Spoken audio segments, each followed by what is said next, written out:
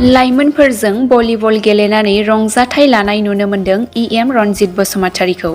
14 नं चिरांदुवार बियाबनि सिङाव थानाय बेंटल सेरफां बिसिडिसि आरो प्राइमारिनि सिङाव थानाय मासिगिरि सोद्रोमा आरो बुथ कमिटिनि बिबानगिरि लाइमोनफोरजों भलिबल गेलेनानै रंजाथाइ लानाय नुनो मोन्दों इएम रनजित बसुमतारीखौ।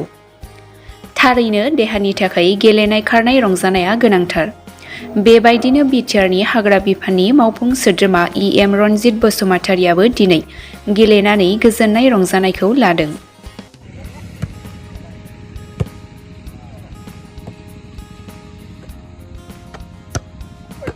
Bora!